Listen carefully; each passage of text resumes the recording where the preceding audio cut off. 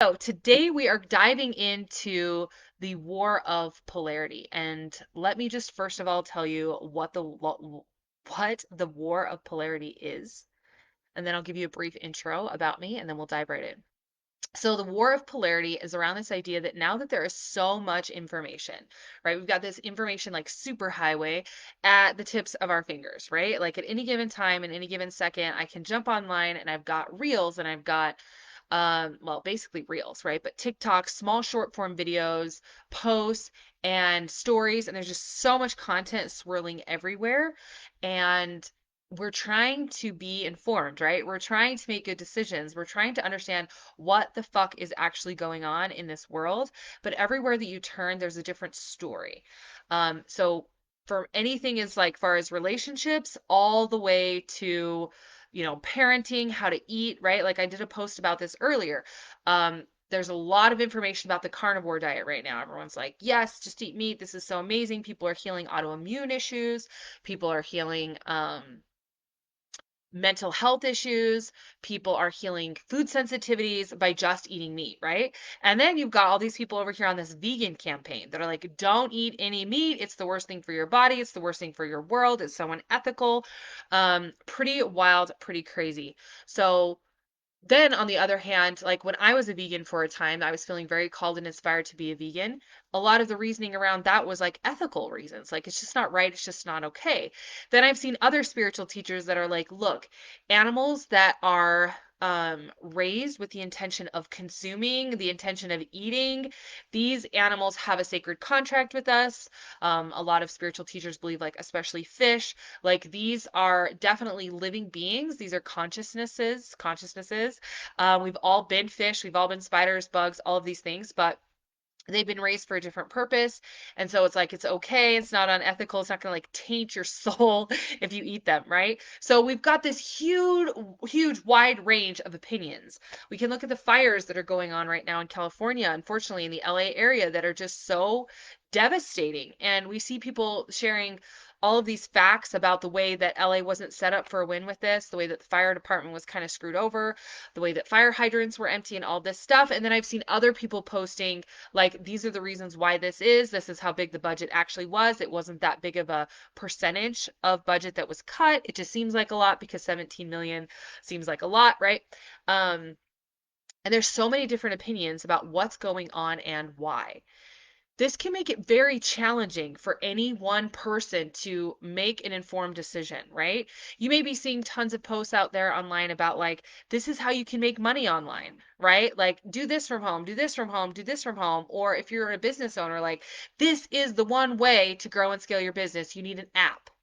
You need, um, bots, right? You need ManyChat, you need funnels, you need this, you need this, you need this, you need to be running live events, you need to be running online events, you need to be it's so exhausting, right? So I just love you to put a one in the comments if you relate to this. Is this an experience that you've had where you're feeling this information overload and it's like this icky feeling of not knowing what is the right decision to make and what is the right thing to do? So let's just give ourselves some validation for the fact that this is like so fucked up and so hard. So, in the work that I do and the way that I actually operate. So, hi everybody, I'm your sweet and sour, full of power, purple water falling from the sky, violet rain freedom, and I am your spiritual life and business coach. I am a channel and I am an energy alchemist. I'm a mental projector 4/6 in human design. I'm an Aquarius in this lovely age of the Aquarius, and I am here to assist you in creating the shifts that bring you the most success, happiness, prosperity, and love into your life. So, in the work that I do, one of the things that I do is tuning into what this all means. What's the purpose inside of this? Why is this war of polarity happening right now? What is the guidance? How are people supposed to know how to feed themselves? How are people supposed to know how to really grow and scale their business with so much noise? And the guidance that came through about this is what I'm really excited to be sharing and channeling and gifting all of you today. And the guidance around this is that all of this crazy noise is happening to force us to create an inner quiet. If we didn't have so much polarity, if there was just one right way to eat, we would all just do that. But the truth is, carnivore diet is working and helping certain people heal. There are people who have been praying for an answer to their autoimmune struggles, people who have been praying for an answer to their hypersensitivities to food, allergies. There are people who've been praying for figuring out how to regulate their bipolar disorder.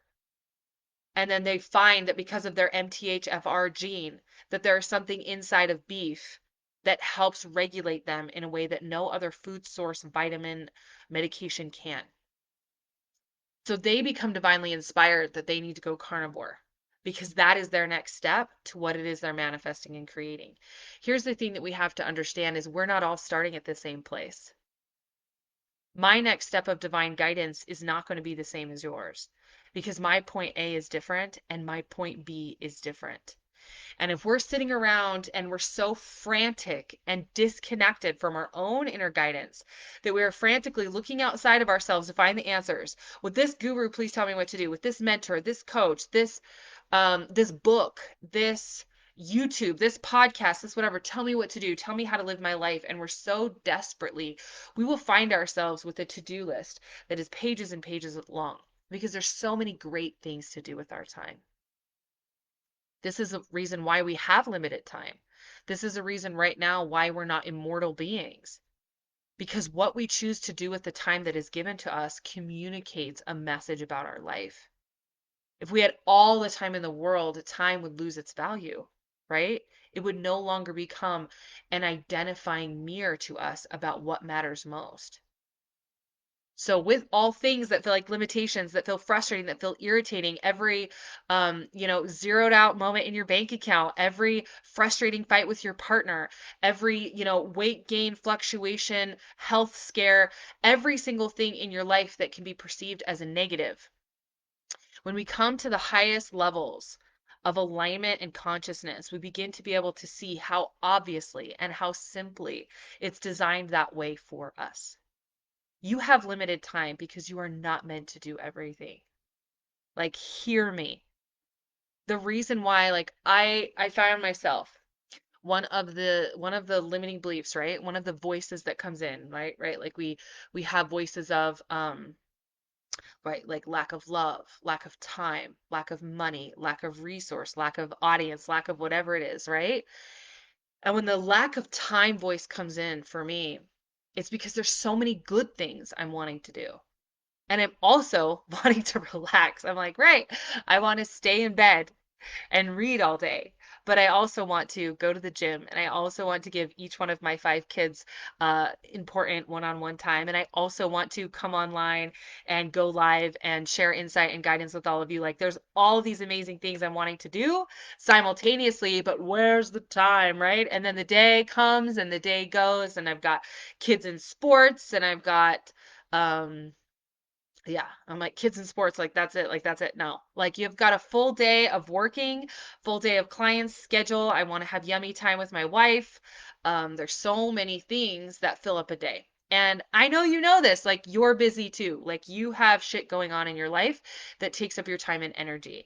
And so when I get into this lack of time thing and space, it's because I'm being called and being asked to do what is my calling to do.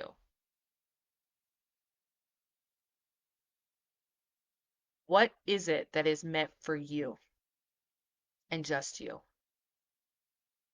right? Like we could create a morning routine list. And I think at my peak of morning routine time, my morning routine was about 2 hours. It was pretty crazy. And I was doing breath work, stretching, affirmations, meditation. I mean, it was rigorous. And it was probably one of the most um, exciting times in my life up to that point. And I felt so aligned in so many ways until I didn't.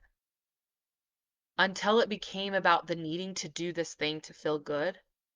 And I lost access to the beingness of not needing to perform or accomplish to feel aligned. The understanding that alignment is a choice, is a thought, is a breath away. And instead, I began to rely on my routine. And so if I didn't have my routine, something were to happen.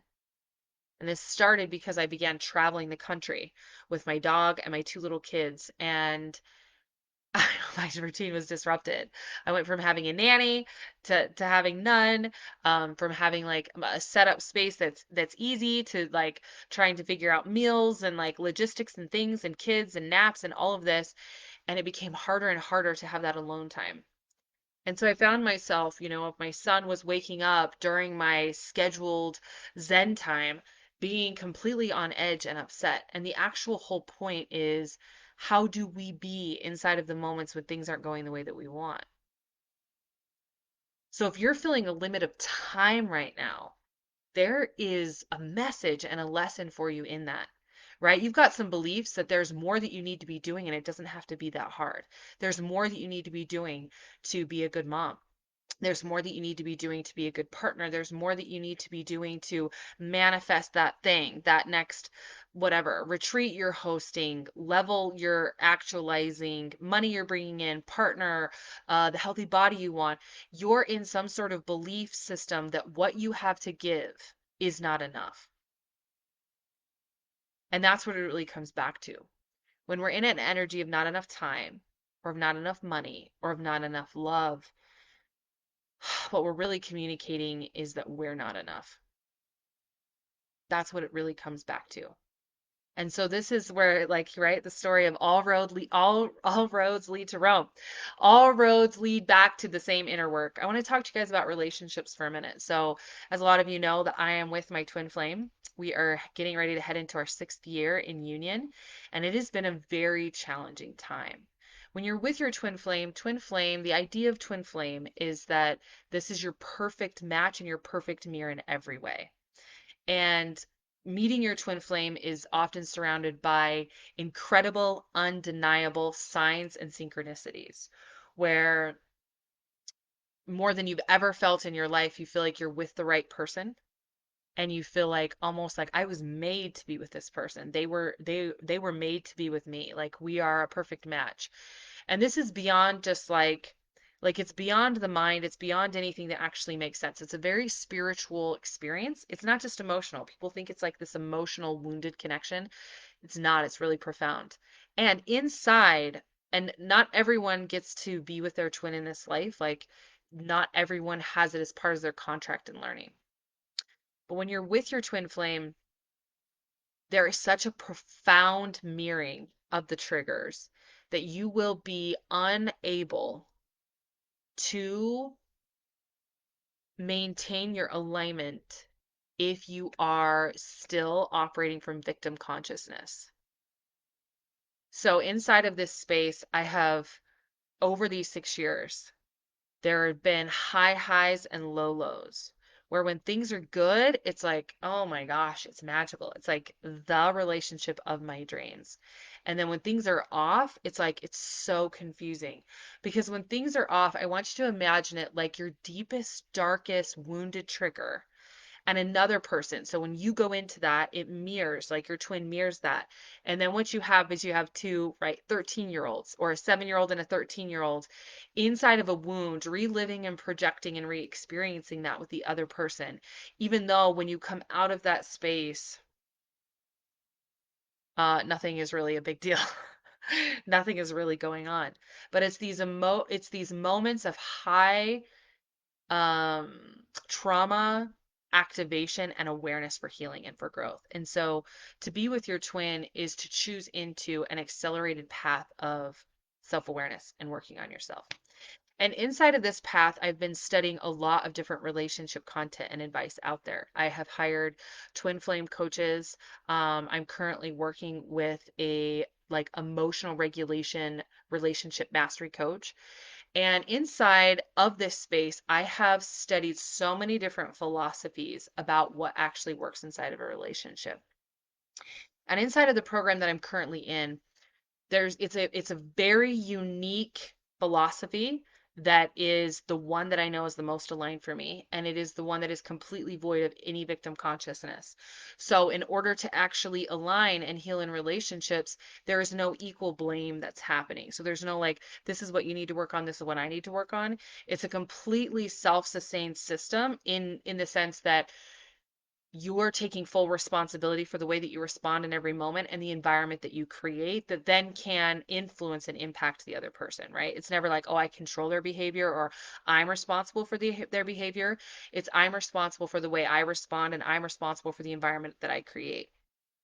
This is this is one of the most intensive, in-depth transformational experiences I've ever had. And my point of bringing this forward is inside of the work that he does, he has some very contradictory opinions. So one of his opinions is that like a lot of people out there in the spiritual world or community would say, like when somebody has an affair, and I'm like, we don't have this in our relationship, this is not our problem. Um, but I'm using it as an example, okay? So in his philosophy, it's like, if someone has an affair, some people see that as like wrong, bad, like you dump the person, you leave the person, like it's so toxic, it's so messed up. Now, inside of the work that he does, he talks about, context and environment. And the way that I have interpreted this, and I've actually seen this playing out in the world, is that when we can facilitate and create a safe and trusting environment, people are able to see and heal so many of their inner wounds. And when somebody does something that they wouldn't normally do, or that's out of character, or that seems like unethical, we can go into what's called the fundamental attribution error, and we can immediately judge their character and make them out to be the bad guy. Or we can know that if we were in their shoes, we would have done the same thing. And a lot of people can say, no, I would never have an affair no matter what's going on. Like, I would never do that. Like, these people are just unloyal and they're just toxic and they're sex addicts and they're fucked up. Now, I'm not saying that can't exist. I'm not saying there aren't people that like are really actively choosing to be users of other people or anything like that. I know that all things exist. And in my experience with most humans, 99.999% of them, they are very loving and they're very kind. And when they're not, there is something there that's making them feel unsafe or unable to do so. So this philosophy is based around this idea that okay, just try it on. If it's true that if you were them and in their shoes and saw things the way that they did, that you would have done the same thing, what would be the stacked levels of context and experience that could bring you to that point, right? And so inside of his work, there's a lot of the people inside of the program that are having these awarenesses that like, whoa, my partner felt so incredibly unsafe to tell me what they wanted or needed. They had been asking me for years for more connection or more this or more that. They had been asking for years for therapy or separation or all sorts of things, something to change and it didn't. And they felt so trapped because of money. They felt so trapped because of our kids. They felt so unhappy that this affair was the only way that they could not want to like end their life because they were so miserable, so trapped, so whatever, whatever, whatever. Right. So inside of that, at that stacked context, when I say it that way, it's like, oh, wow, this person like felt like they literally had no other option. They were emotionally starved for time, attention, affection. They were feeling so put off to the side, like whatever it is, right? And again, I'm not saying it justifies an affair or anything like that, but what I am saying is that first of all, it's not our job to decide that, whether something's ethical, right, wrong, or any of that. But what we do have the opportunity to understand is that as we go and as we grow, we will expand and see have the ability to hold paradoxes, hold two things to be true simultaneously. Now, inside of my life, I've interacted with a lot of clients and I've also had a lot of loved ones that have left relationships because of toxic cycles of cheating, toxic cycles of disloyalty. And inside of those environments and situations, I could really see the alignment for that choice. Like, yes, this was their next step for their healing. And that what was keeping them inside of the relationship was fear, was religious programming, was things like that, right? In the same way that someone could be receiving the download today, right? Multiple people are receiving the download today to go carnivore, and multiple people are receiving the download to go vegan. That is because your point A and my point A are different, and my point B and your point B are different. And we're being called to learn and grow through different things. Some people are being called to learn how to hold a motherfucking boundary and say no and quit allowing somebody to lie to them and use them. Other people are here to learn how to eradicate the victim mindset and to become leaders that are able to facilitate and create such environments that when people come into their presence, whether in partnership, as a client, whatever it is, that they begin to heal because the space is so safe and they have such a heightened level of emotional intelligence. That has been my journey. That has been my opportunity. I have never, not never, it tends to not be my issue to allow people to walk all over me and to not hold boundaries. I lean more towards the side of cutting people off quicker and holding those boundaries, which is why I've helped a lot of clients do that, right? A lot of clients step into that confidence, that power, that not going to give a fuck, I'm going to vote for myself, right?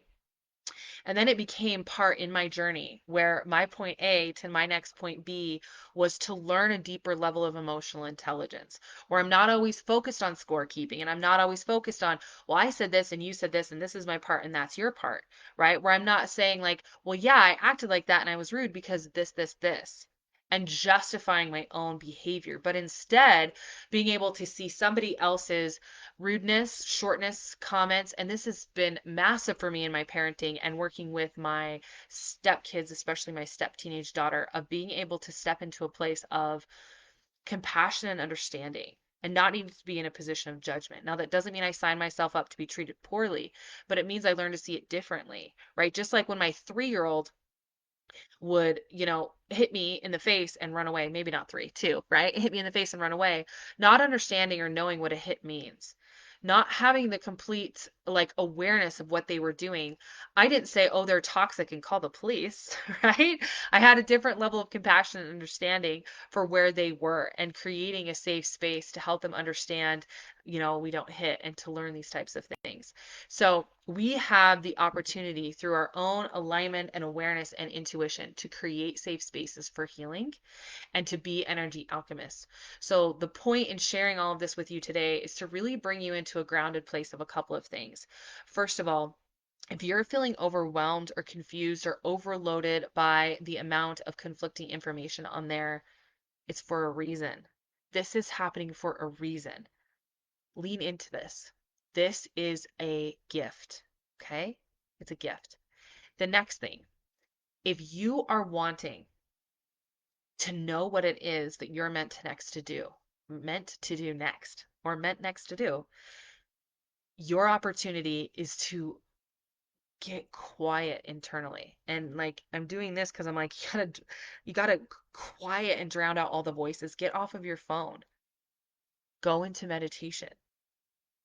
Do some journaling. Tune in to what is the guidance that's for you. And in order to do this, you have to really get out of black and white thinking that says there's only one right way to eat. There's only one right way to parent. There's the parenting method you've been guided to. That's what's right for you. There is that's like saying there's only one right city to live in. That's like saying there's only one right way to get dressed, only one right way to wash your hair. Like there's some people, there's a whole movement of people, speaking of, that don't wash their hair. That are like, don't wash your hair. This is bad for you. This is why, blah, blah, blah. Don't wash your hair. Cool. That's what's right for them. Maybe I'll be called to that someday. Haven't yet. Maybe you are. No judgment. And where we get mixed up and where we get off our rocker is when we start looking externally and needing all these external people to validate why we're doing what we're doing, to reconfirm to us that we're making the right decision because we aren't trusting ourselves. We're not trendering. You got to trust and surrender. Trender. Okay. So I trust that this served you today. Thank you for commenting, liking, and subscribing. Thank you for sharing this out to all the people that it can bless and touch. And I look forward to talking to you again really soon.